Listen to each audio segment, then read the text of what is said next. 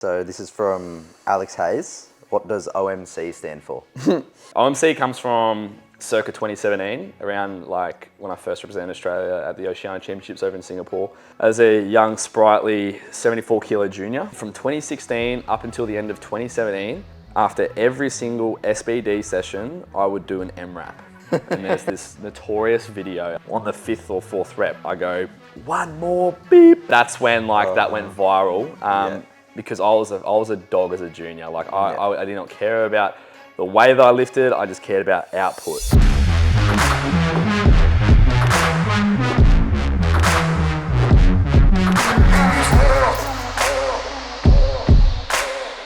Hey guys, welcome back to episode 13 of The Hunt. Today we're just together, back to our original state, just Benny Roberts and myself. How are you, mate? Yeah, good mate, yourself? Doing very well. This is our first time we've done it in a while as a bit of one-on-one action because we've just been bouncing back and forth with guests on the show. I went up to Sydney for a little bit to see, obviously, Matt and the people at Breakthrough, which was great. And obviously we had like James Lee, we had ZT, TN, Raz, and Alex all come down and see us, and we were obviously able to squeeze in a show with them, which was quite nice.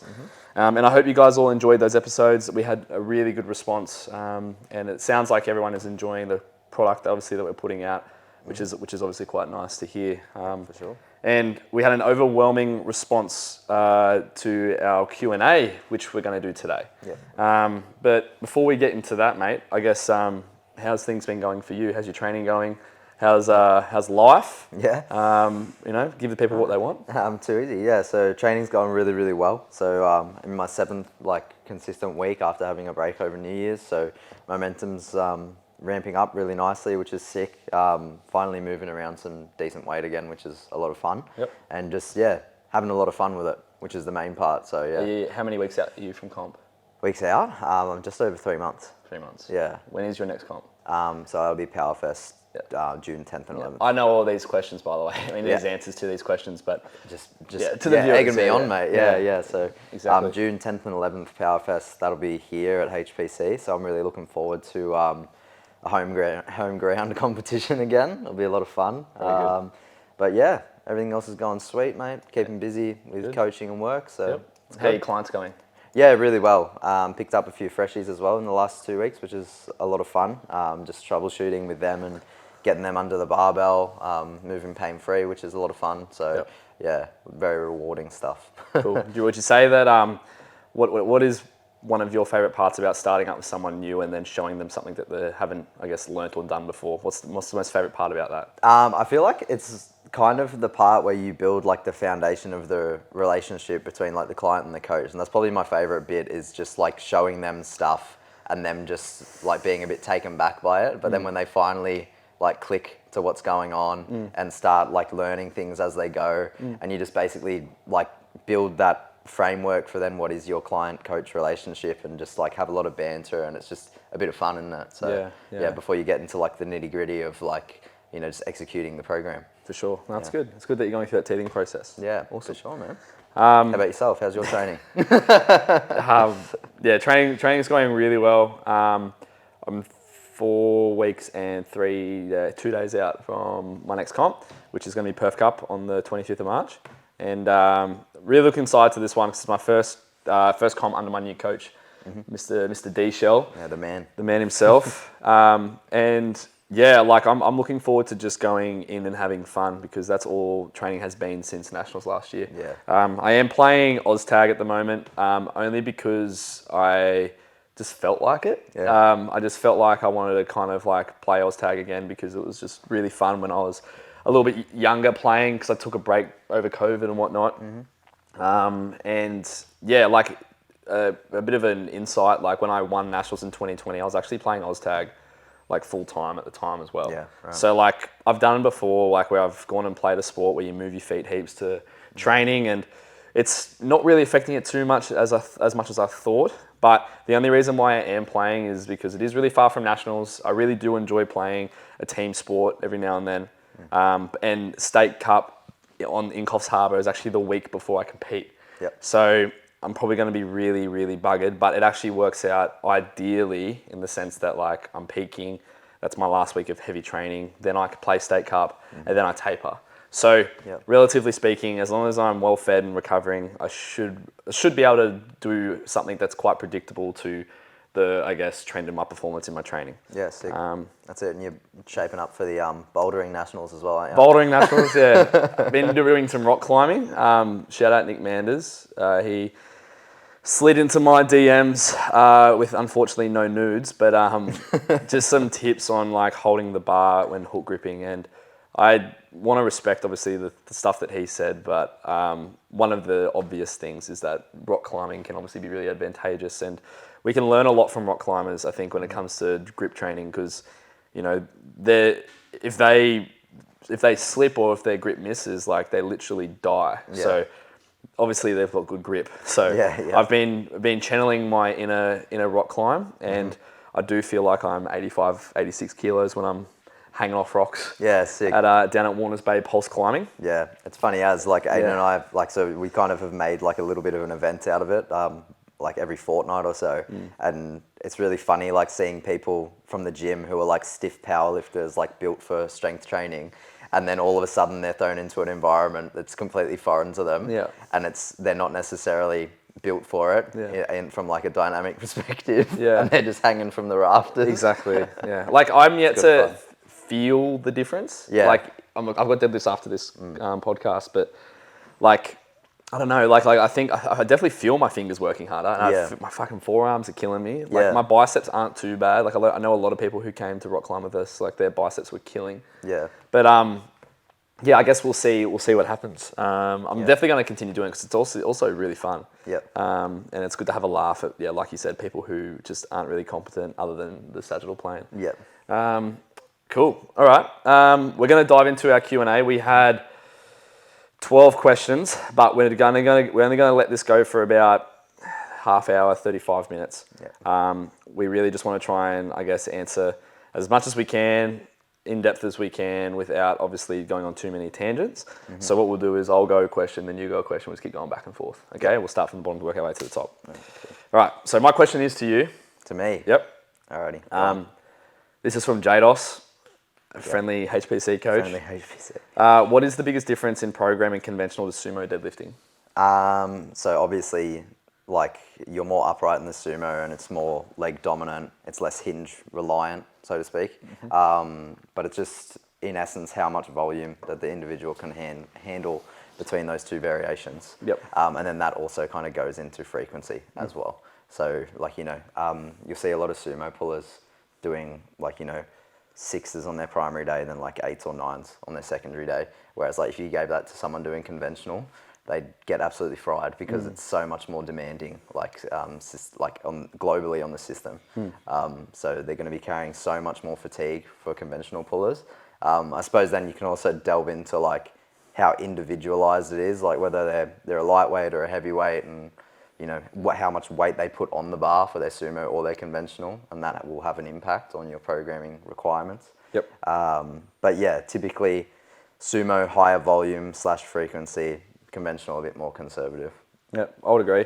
I think the biggest difference is that you want to be trying to make sure that what you're programming the lifter at any stage, whether they're an elite or I guess non-elite deadlifter, is just making sure you're meeting their needs in regards to what they want to try and achieve. Yeah. And you've got to divide that between like, you may be getting ready for a comp, or you may like be doing a volume block, like what are we trying to actually achieve out of this stage of our training? Yep. And for example, like a lot of my guys are always improving on technique until they get to that like 3 to 4 out of 5 rating, which we've put on our YouTube channel, or out of 6, sorry. Yeah, out of 6. Out of 6, like they've got to be kind of like heading towards that upper end threshold of efficiency and being really good on that scale before they start to get like high specificity programming. Yeah, so for sure.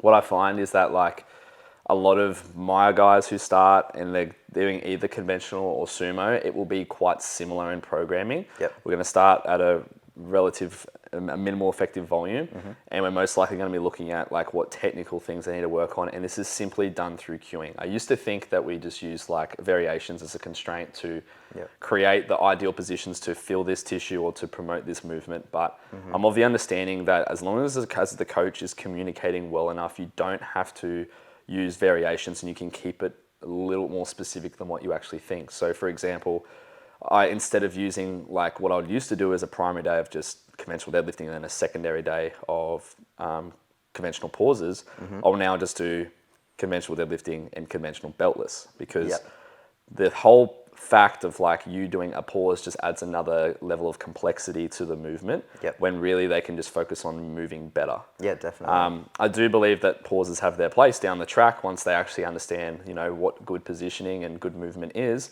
But you can easily achieve that by just making sure they feel what they're meant to feel doing just a normal deadlift. And using a beltless variation is great because that's going to limit intensity.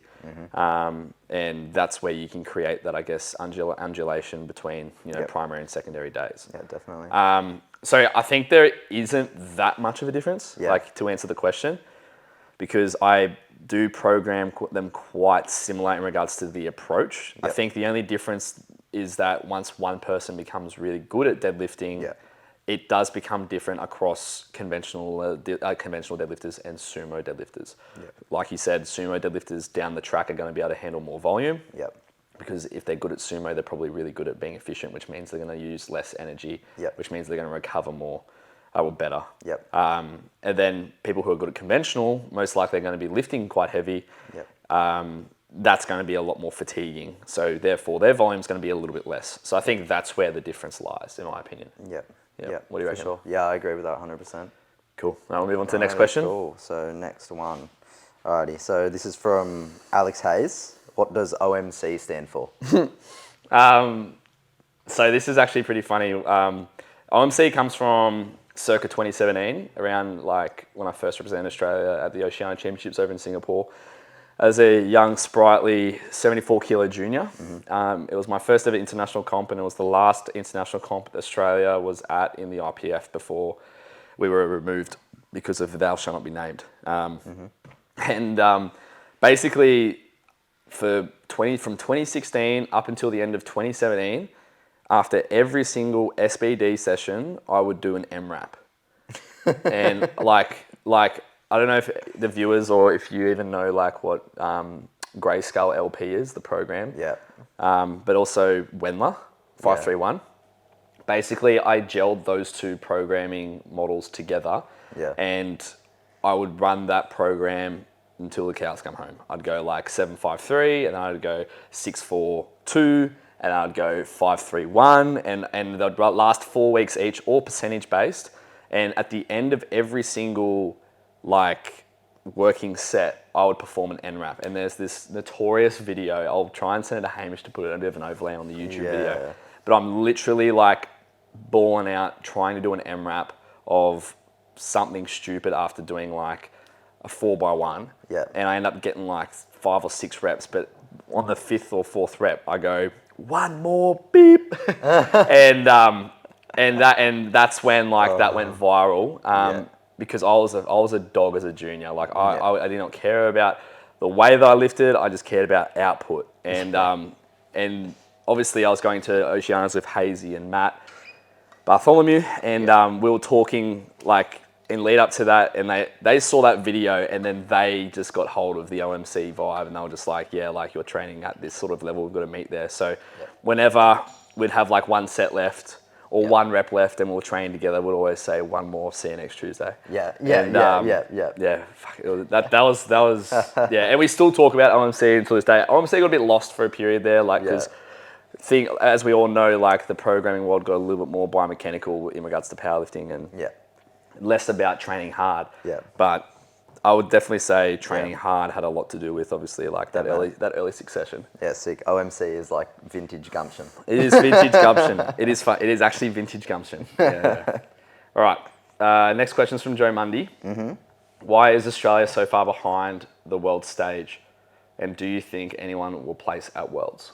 So first section of that question anyways. So I think that it was either you or one of the guests in the recent podcast has touched on this, but it was basically, I think it was Tian, and it was essentially him talking about his like self-learning to become a better athlete via his programming, doing like US style like courses and programming and stuff like that. So I think that it's just that it was kind of touched on there that like Australia was just a bit behind in the programming Reaching that peak principles. athleticism. Yeah, exactly. And so I think that the delay in all of those principles coming over here has impacted the ability for people to execute them over a longer period of time, so that they are at a disadvantage compared to people who have been doing these things for XYZ amount of years. For sure. Yeah. And I think there's layers to it. Like there's definitely the lack of coaching ability and the like lag on education as a coach to provide a better product for their clients. So there's that, but then there's also the political factor. Yeah. Where, like I said just before, PA was abolished from the IPF because of Robert Wilkes, and that put, I guess, a halt to this entire system. Because this goes out to the OGs, but 2016 Junior Nats was 2017 Junior Nats I think, and then 2018 Nats was just phenomenal. Like it was the best powerlifting has been in ages, and it wasn't until this year when it got back to that level. It's taken like 5 years. So there's a massive political lag in the ability for us to actually even send a team, because literally there was a divide because there was this like, I don't know, mixed noise or mixed information around like what actually happened and why PA was no longer involved with the IPF. Yeah. And that created a divide where the APU was formed and then everyone else stuck with PA. And the APU over time has just grown and grown and grown and grown since we started to learn more about, obviously, thou shalt not be named in the PA Federation. And then obviously USAPL emerged after some time when the USAPL were also abolished from the IPF. So I think there's like that trend of like, we've got a lot of lifters in Australia across, I think, like 4 or 5 different federations that are tested that are worth mentioning. And basically it's gotten to the point where it's the talent pool or the collection pool of athletes is so diluted that like we don't actually get to pull people from, say, like who's like Chad Odsey from USAPL or Hung Pham from USAPL. Like they would be really competitive in APU. You know what I mean? There are other lifters that also would be worth mentioning from the USAPL that would dominate APU just as much as the top level lifters in APU currently. That would make a stronger team. It's just unfortunate that there's this political divide, and that's probably why you haven't seen much of Australia do that well. But I will say, the team going over this year, like we'll do a preview for Malta, and we'll talk about the Australian lifters because we want to promote Australian powerlifting as best we can to give them the limelight that they deserve, because we know a lot of them on a personal level, and we know how hard they've worked to get to this point. And I do believe that we're going to be at a level that's going to be worth, being mentioned on King of the List and stuff like that. Like Team Australia is coming up, which is fantastic. That's really good. But yeah, I think to answer the second question to Joe's, he asked, do you think anyone will place at the world stage? I think, it's hard to actually say. I'm going to go through the list, right? You got to go through the list. Like we'll do a preview. I think like off the top of my head, like obviously best male and female lifter that won at nationals are Stephen Day and Vicky. They got the best chances. And I think that they do actually have like quite good chances of it, especially like Stephen Day with his performance at Canberra, ACT States, was that would have placed him second at Worlds for the 74s that year, right? And like obviously there's so many like variables, and that's why like people don't say that's what would have happened if he was there, but like that chance is there. There it is, when he gets the chance to go over on that platform. We don't know, like we won't do the preview for Malta until the Good Lift names come out. Because that's where they confirm the registered athletes. But off the top of our head, like you just got to consider the best lifters in the country right now. So obviously Stephen A and Vicky. I think we had Vicky on the podcast, and she was saying that like she wants to be on the podium, and she knew she would have podiumed last year if she was able to go. But apparently there's like another under 47 that's emerging or something like that. For sure. Like there's just people coming up and like Australia. There's people coming up. Exactly. Cool. So. All right. Well, we'll answer that second part of your question when we come on. I reckon we'll just go straight into Joe's next question, then we'll go back to Alex's. Okay. So do you want to ask Joe's question? I'll ask yours. So Joe Mundy's second question. WRPF has a comp with $80,000 prize money. Should APU do anything to keep best lifters? So with powerlifting, as we all know, we don't make any money from it, and it's very hard to make money from it unless you're very good. Hence why only the winners get $80,000, and hence why the people going to Sheffield, for example, with that £300,000 prize pool. Yep. So like, very hard to make any money at all, unless you are very good at it. Yep. But when we think about the top level lifters staying in a federation, you got to think about like, are they doing it for the money? Yep.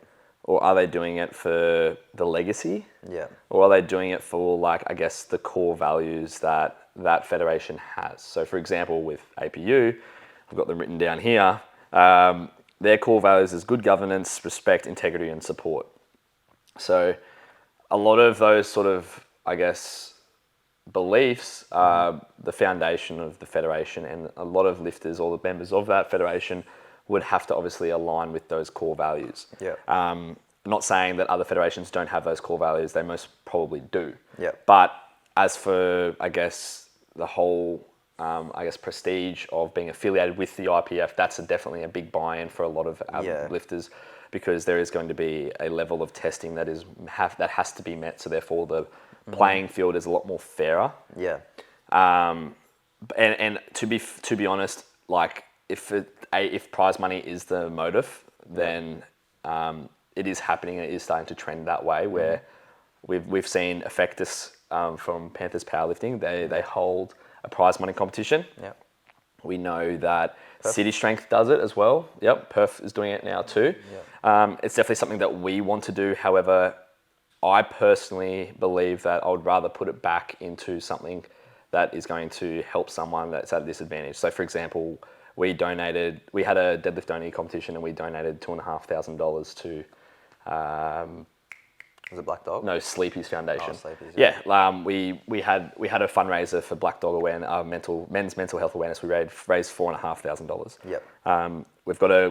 We've got a competition coming up for Tiggy and Luke to go over to Romania, and we're going to hopefully raise $10,000. So like, I'd rather do that than just give someone money, because like, they're going to keep competing and they're going to keep like trying to win. Like that's why people want to do it. They want to compete in the best federation where they can have the most competition to win and be number one.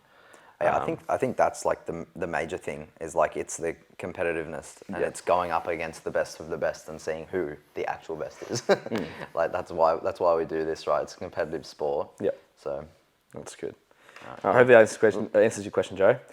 All right, Alex Hayes, if you could take one progressional athlete and bring them to powerlifting, who? progressional or professional? Probably professional. Professional. Hazy, you spelled that wrong. We look like idiots now. What do you reckon? Have to be a footy player.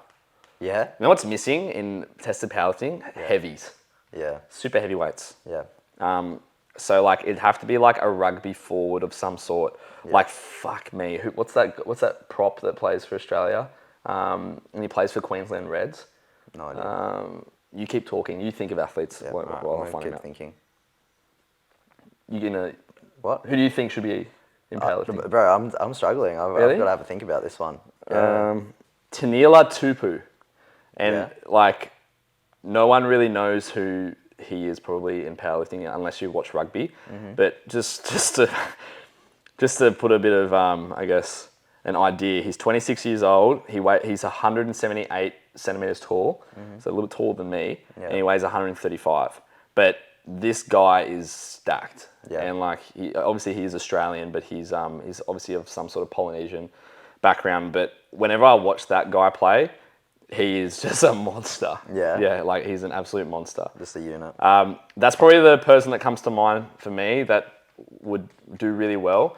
Like, there was a bench presser that had like a similar build to him. I think his name was Sione. Like, he was like, I think he benched 230 or 235 or something back in PA. I haven't seen him in years, but like, he has like a similar build to him, for those who remember back in the day. Yeah. So that's who I would bring. Do you have anyone? Man, I'm struggling, eh? Like, I don't like follow a great deal of sports, like outside of powerlifting especially, but I'm kind of thinking of just like some massive unit from like the UFC or something, like Brock Lesnar or something. Brock Lesnar. Fuck you. Raz and Tan are going to laugh at that. Big boy.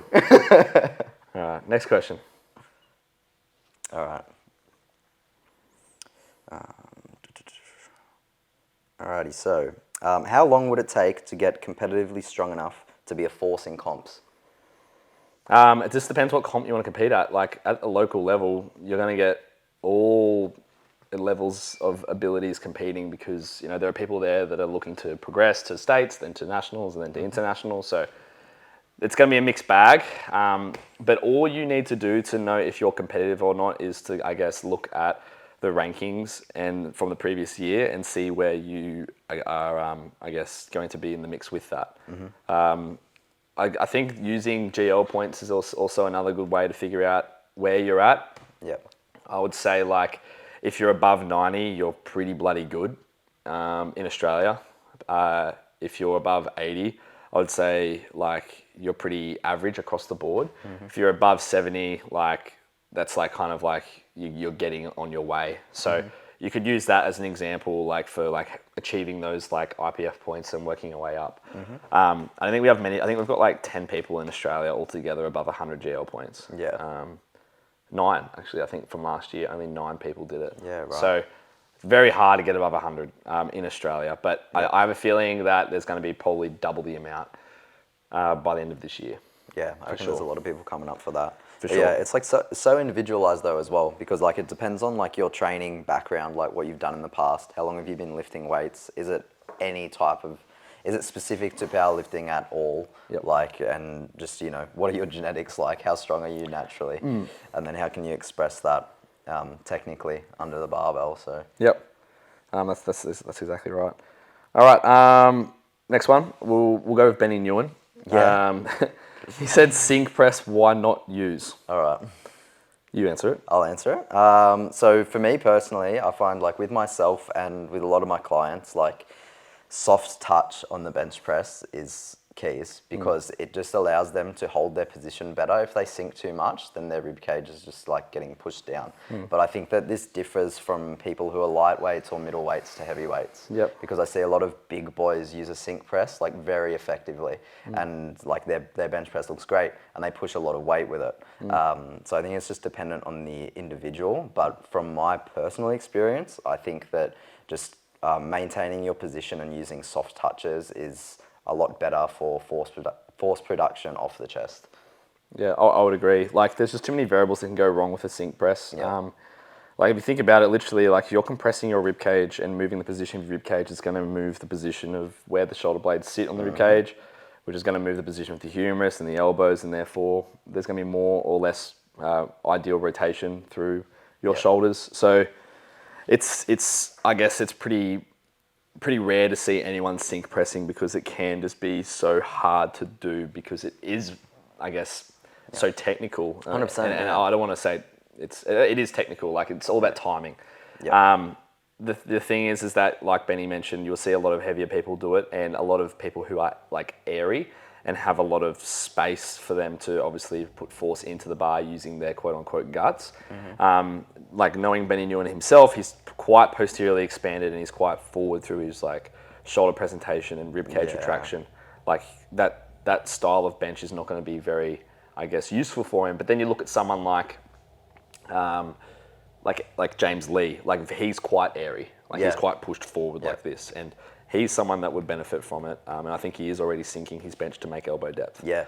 So it literally comes down to presentation, being able to learn how to do it properly, and being able to know how to teach it. Yeah. That's a whole different thing.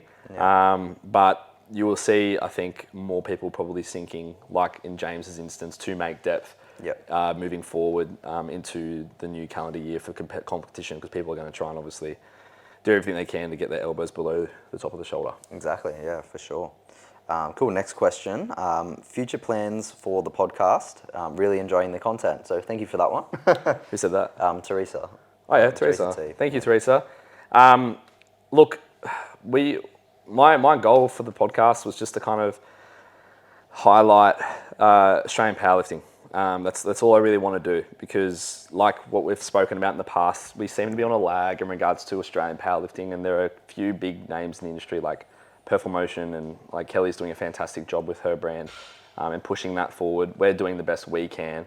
Obviously, like down the bottom end of Australia, like Melbourne Strength Culture obviously pushing through the USAPL in that regard, but we basically just want to help put Australia on the map and learn more about like what we have to offer, whether it be athletes, programming models, coaches, businesses, like the ways that we kind of can guess help the rest of the world.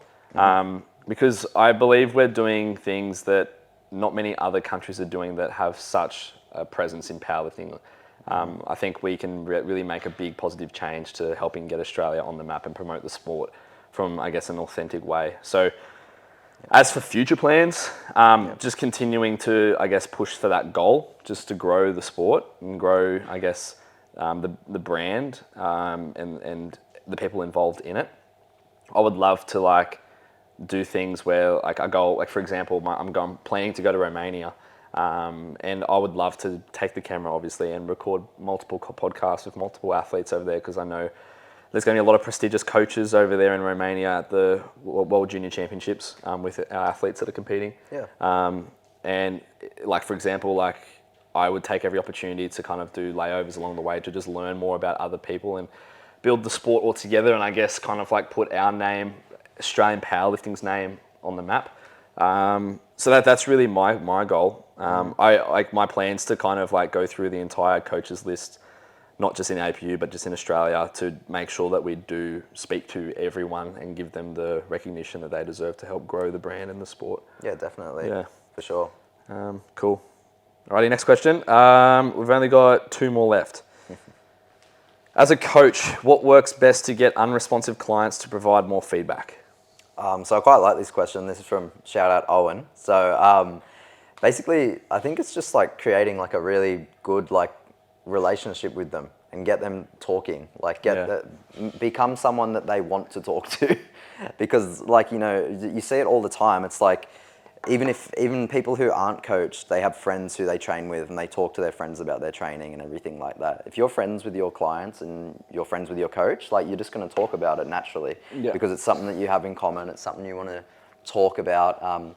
Create like an open format for what your requirements are from them as an athlete, and what you need from them in your communication, whether that be like videos of what they're doing from left to right, back, front, whether that's how they feel on a given day, them communicating their external stresses more, anything like that. But I think it's just like being mates with your clients and your coach. Yeah, it's the easiest way to do it. I agree, and like I won't lie when I've said this. Like I've done things in the past where like I've just paid for, whether it be nutrition coaching or psychology or whatever, and I just automatically feel better about it because I'm just paying for a service that I'm not really taking full advantage of. Although that is bad from the outset, because I'm not using the entire, I guess, product that I'm paying for. I just feel better because I'm doing something about it by just like, okay, I have this person in my corner. I can kind of carry on with what I'm doing, even though I'm not fully using them as best as I probably can. I just feel better because I'm actually doing something about it. Like I've done that in the past, like a lot, and it's only really until I built that relationship with that psychologist, which I finally found in that nutritionist, that like the people that understand how my brain works, like I just want them to be there when I need them. You know what I mean? For sure. And like I talk to D-Shell every day, but you don't have to talk to the person that you're paying the service for every day if you don't really need them. So it comes down to like, I guess, your personality type and understanding the personality types of the people that you do coach. So there are athletes that I coach that I know just run through their program every week. We don't even speak until one day of the week, and that's enough for them. And that's all they really need. They don't need every day. They need to talk every day and have a chat. Whereas they're on the other spectrum, like there are definitely people that love to have a chat every single day. That's what they want, and that's completely fine. So I guess just understanding what the client's needs are in communication, and just being there when they need you as a coach, like. And the different types of communication as well is so important. Like I coach a lot of masters lifters, for example. They love having a video call because I get to stand up in my living room in my undies and I get to show them how to hinge better. No, I'm kidding. I get to basically just present things a lot clearer because they learn easier through visual learning rather than using lengthy jargon through a text. 100%. Whereas like some other people from Sydney, for example, like they don't quite understand something specific, I will go down there and see them. We have like a gym meetup session like I did at Breakthrough, or they'll come up here and we give them free casual visits because they've made the effort to come all the way here. Like, I don't know if many people from Sydney know, but I give free casual visits all the time because you're making an effort to come to our space and you're going to tag us on Instagram. Like, that's mad. But just seeing them in person, making the effort, I think is a big part of it as well. Yeah, definitely. I think the major point there is just like understanding your clients. And like you said, understanding their needs. What they want out of you. And it's got to be clear, but 100%. Has to be clear. Mate, what sort of communication do you expect, or what do you like? Like that's very important. Yeah, definitely. Alrighty, so the last question from King of the Stiffs. He's from Hong Kong. 7 Wheat Bix, coffee, and what's the best combo? A third. Yeah, third. Oh, I can't say shard because he's already said coffee. He's already got shard. Well, that's like what I usually have for brekkie, eh? Yeah? I'll smack 8 Wheat Bix. Protein shake. Nah, because it's coming from the wheat and the milk. Yeah. So like, yeah, if you're not getting protein in your first meal, you're an idiot. Shout out Dave Hoffman. Yeah, like Wheat Bix, bit of brown sugar on the Wheat Bix, bit of full cream milk, cup of shard, and probably just a litre of water. Yeah, there you go. That's good. Or an apple. Keys, yeah. Like, that's literally all I do. Yeah. Speaking of which, I haven't drunk much water today. Yeah, neither. I'm parched, mate. Yeah, cool. That's all of it, mate. That's all of them. We're all wrapped up. All right, well, thank you everyone for sending through your questions. Like, we're probably going to do this, I wouldn't say every month, I'd probably say like every 2 months or so. Yeah. But if you had any questions on the stuff that we answered, or you had any inquiries about, like, extend on this for me, either message Benny or myself. I'm Aiden Potts _HPC. Benny is Ben Roberts _HPC. Yep. And we thank you for obviously tuning in this week, and we hope to see you on the next episode. And don't forget to obviously subscribe to our YouTube channel. We've got like 280 subscribers now, which is great. But we know that about 70% only watch them and don't actually subscribe, which sucks. Considering we've got like a video of like 1,000 views now, which is the rounding back deadlift one. Oh yeah. Yeah, we're actually going to touch on deadlifts this week for our next YouTube video. So yeah, for sure. So keep your eyes peeled, mate. Pretty excited for that. Very good. All right, see you guys. Peace out. Bye.